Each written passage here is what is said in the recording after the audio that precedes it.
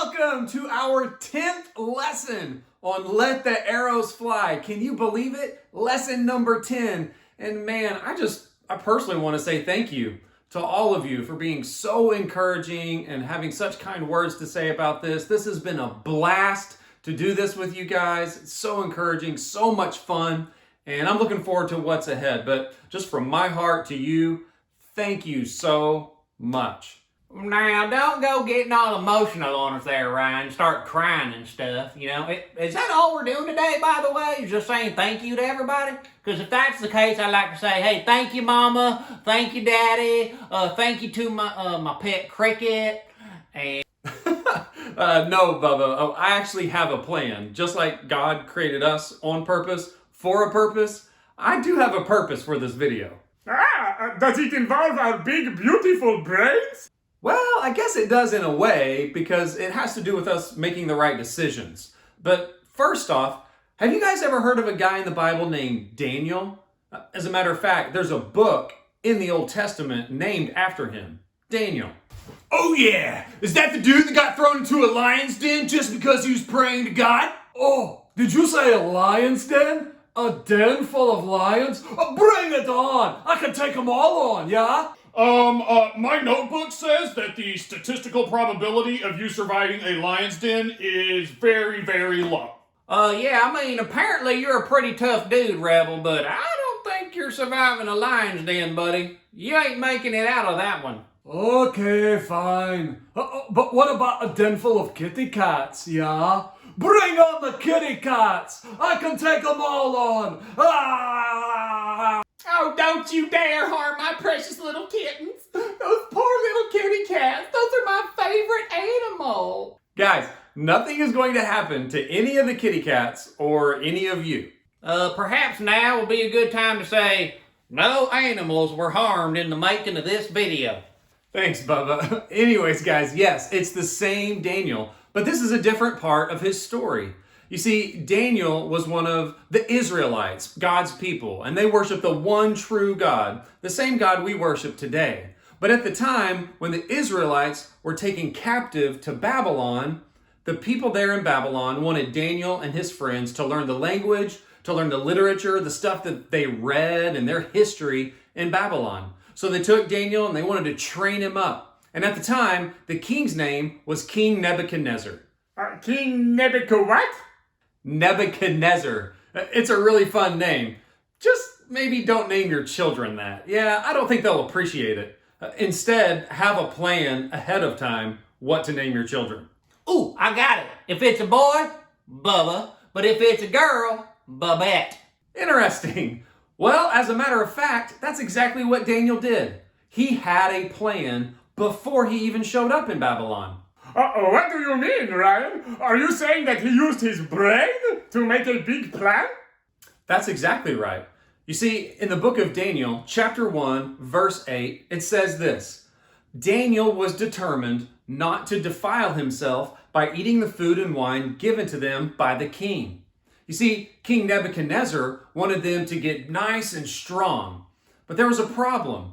The food was great, but the meat from the animals, they'd been sacrificed to false gods, fake gods, gods that Daniel had determined in his heart. He had purposed, he had resolved, he had made a plan ahead of time not to worship any other god except the one true God.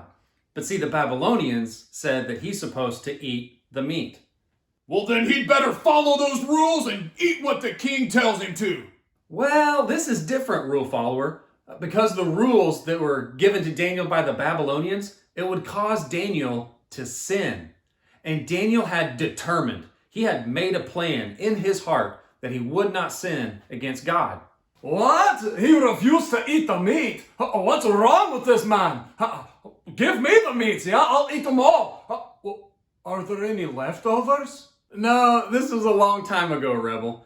And like I said, Daniel had decided a long time before he ever showed up in Babylon that he was going to live for God, that he would be a light, that when the hard choices came his way, that he was going to make the wise choice no matter what. So basically, Daniel made a plan ahead of time to live for God. He had made a plan to be a light. Oh, did somebody say plan? Because I've got a great plan. It's a beautiful plan. It's the best plan, all right? So let's get right to it, okay? We're going to come up with a great plan for everybody to hear about my awesome plan because it's the best plan. Everybody want to hear about the plan? We got a plan. You guys ready? You guys ready? Here we go. Are you ready for the plan? Woo! My beautiful chart. I love my chart. I'm so sad. All right, team. So here's the plan. Today, we will live on purpose. We will do what's right, and we will be a light, okay? That's the plan. You guys ready? So one of you's going to be here. Another of you will be right there. I'll be here, there. I'm going to get the ball back here. We're going to throw it that way. This guy's going to block for this guy, and we're going to go this way. It's going to be awesome. Woo! Today, we will. Woo! Hey, quarterback. Maybe in making a plan, you should have planned through how your actions would make other people feel. That was Mad Scientist's favorite chart that you just erased. Yeah, it's okay, Ryan. I forgive you, Mr. Quarterback. I can draw a new one, yes? I already have a plan. Hey, I'm so sorry, Mad Scientist, dude. You're so right, Ryan. I need to add to the list thinking about others to my daily plan, yeah? That's a great lesson to learn.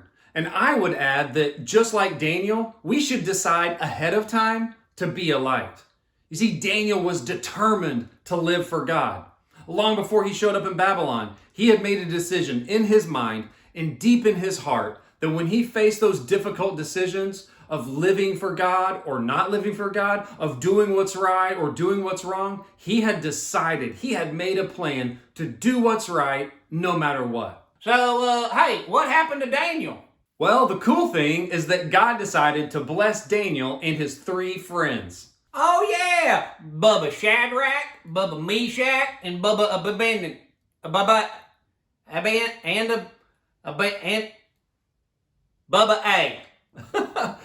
Abednego. Yeah, that's the one. Fun names, right? Well, guess what? After 10 days of eating only vegetables, they didn't eat the meat. They were obedient to God and they kept worshiping God. Guess what? They were wiser and had more understanding than all of the other men in training there in Babylon. Oh, vegetables only? Oh, that's a crazy plan. Hey, yeah, but it sounds like it was a great plan, man. That's right. But you know, we should make great plans too.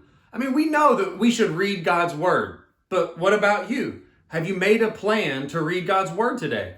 What about tomorrow? Do you have a plan? And we know that we should guard our minds and guard our mouths. But do you have a plan?